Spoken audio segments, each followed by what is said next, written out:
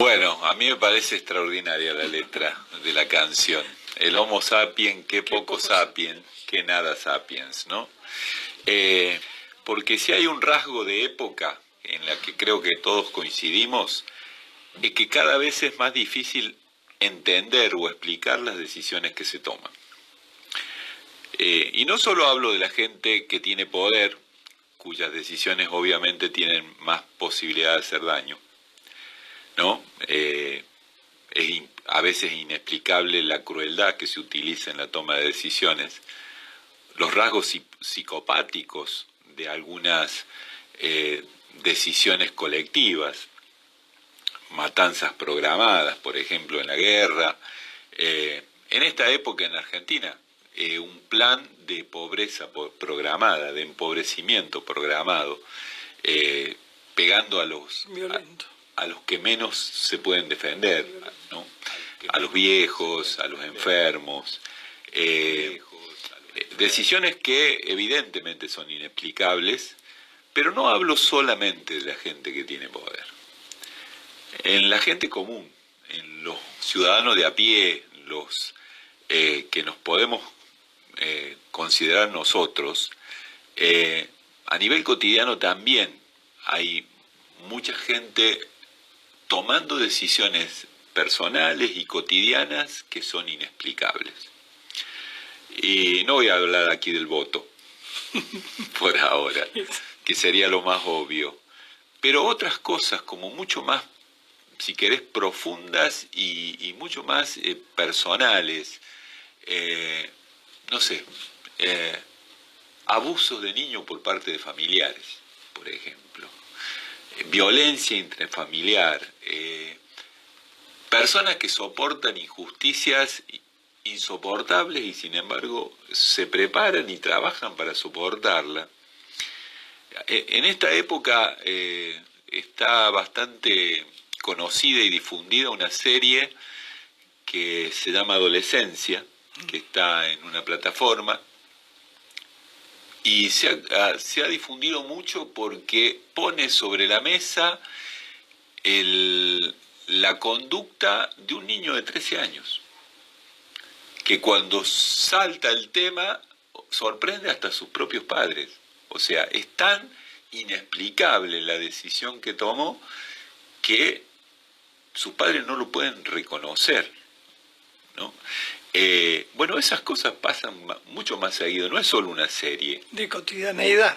Exactamente, por todos lados vamos viendo cómo se va gente pegándose tiro en el pie, ¿no? Esa cosa tan común, ese dicho tan común de esta época. Gente tomando decisiones en contra de sus propios intereses, gente adhiriendo a gente que la perjudica. Estereotipando un modelo de actuación, Sí. Aun cuando se quedan sin trabajo. Exacto, y comprando un modelo que los deja excluidos, pero se convierten en los más fanáticos, ¿no? Bueno, a ese tipo de decisiones que va haciendo que la sociedad sea cada vez más difícil de sostener, de vivir, de entender, y a la menos sociedad.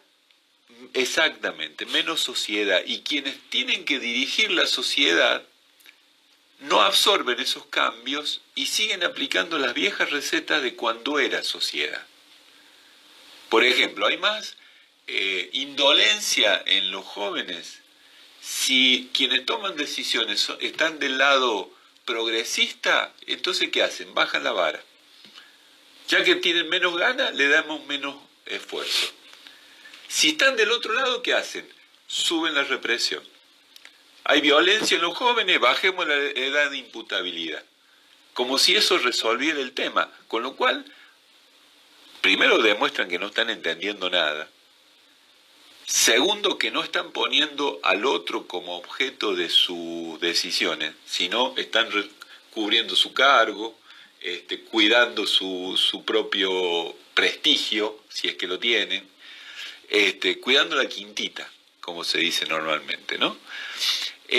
Entonces, bueno, frente a esto, que creo que todos los que nos están escuchando deben coincidir y deben haber ido con su pensamiento a algún hecho concreto que conocen, de no poderse explicar las decisiones que se toman. Nosotros queremos dar nuestro punto de vista, nuestra versión. Y voy a arrancar con una anécdota personal. Cuando a mí me detienen al comienzo de la dictadura, yo hasta ese momento era un militante de una fracción de izquierda, progresista, totalmente convencido que lo que hacíamos era lo correcto, y en el planteo básico de esa propuesta estaba la idea de que teníamos que hacer una sociedad mejor para que a partir de ahí empezara a aparecer un individuo mejor. Que en realidad es la propuesta del marxismo, ¿no? El materialismo dialéctico que dice, que ve la historia, yo ahora estoy muy lejos de esa mirada, pero en ese momento escribía esa, que es como que la historia tiene un devenir positivista, o sea, se sabe cómo va cada paso y que todo el tiempo va hacia mejor, y el paso siguiente era que quienes quisiéramos una sociedad más igualitaria, una sociedad más solidaria, una sociedad más justa, primero teníamos que tomar el poder, modificar las condiciones de la sociedad, y eso iba a hacer que los individuos se fueran formando mejores, ¿sí? Cuando a mí me detienen, vuelvo a repetir, y obviamente cuando uno está cerca de la muerte te aparecen las reflexiones más profundas, te aparecen las iluminaciones, digamos, los satori, diría alguna gente. Obviamente en esa instancia, movido por el miedo, movido por la sensación de que la muerte está ahí, te empiezan a aparecer esas revisiones. Y una de las cosas que a mí me apareció con mucha claridad es: no me arrepiento de lo que hicimos o de lo que intentamos hacer, pero estábamos equivocados. No es que hay que hacer una nueva sociedad para que aparezca un nuevo individuo, sino que primero hay que hacer un nuevo individuo para que construyamos una nueva sociedad. Y cito esta anécdota personal, porque aquella conclusión que me surgió en 1976, o hace 50 años casi, la fui ahondando y adhiriendo cada vez más, entendiendo que aquel cambio que se me produjo a mí en la cabeza no solo tenía razón, sino que ahora sé que tenía toda la razón. Y creo que el problema que estamos viendo ahora que hablábamos de esto, de dónde se toman las decisiones, tiene exactamente que ver con eso.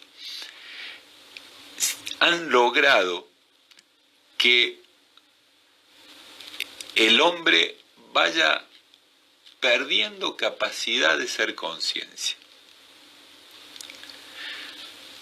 Nosotros somos un ensamble de un cuerpo natural y una conciencia. Y esos dos reinos adentro nuestro tienen sus propias reglas, cada una tiene sus reglas. Cada una tiene su manera de vivir la vida, porque el cuerpo natural, es mortal. Por lo tanto es vulnerable. Por lo tanto teme al dolor, teme a la enfermedad, teme a la necesidad. A veces hasta lo siente. Entonces las decisiones que toma desde lo natural es cómo me preservo, cómo me aseguro, cómo logro tranquilizar ese miedo permanente. Y el otro reino nuestro, que es el de la conciencia, es trascendente.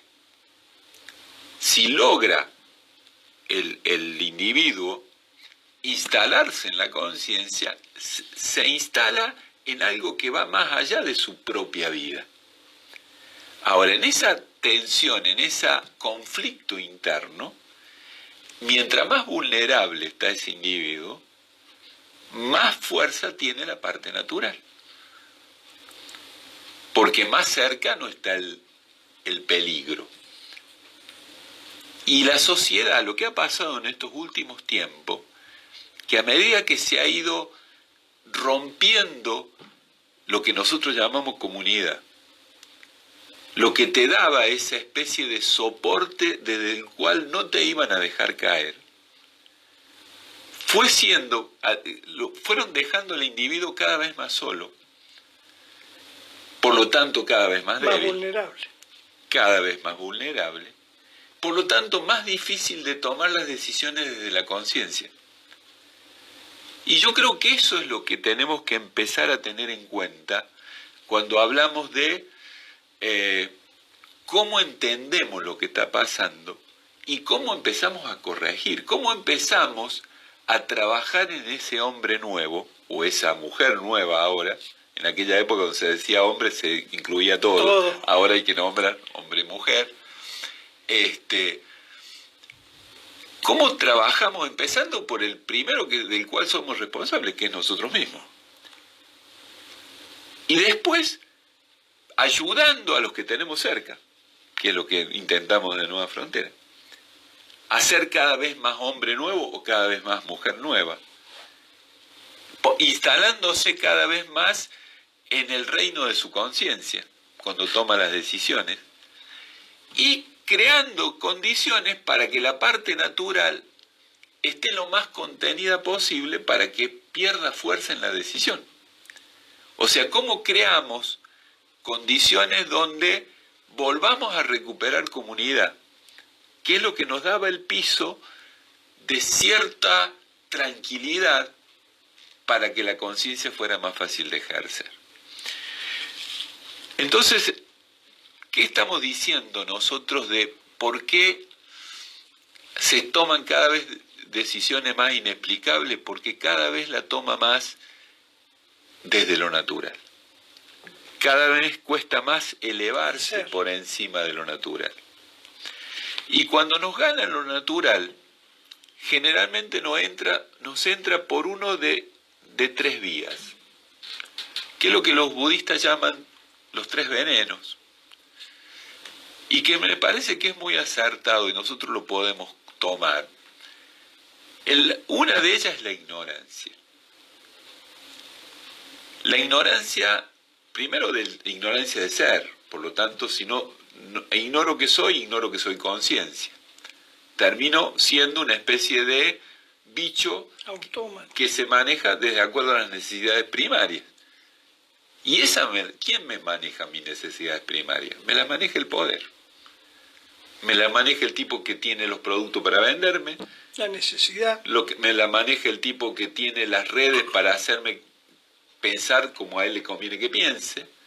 Me las maneja el tipo que tiene la publicidad para hacerme querer comprar lo que el tipo tiene para venderme. O sea, desde esa ignorancia termino en la esclavitud. Y las otras dos vías, que tienen más que ver con el instinto de preservación, a uno les da por la avidez. Y detrás de la avidez viene el egoísmo, detrás de la avidez viene la avaricia, detrás de la avidez viene la mezquindad, detrás de la avidez viene el desentenderme de la necesidad del otro, el ocuparme solo de mis propias necesidades.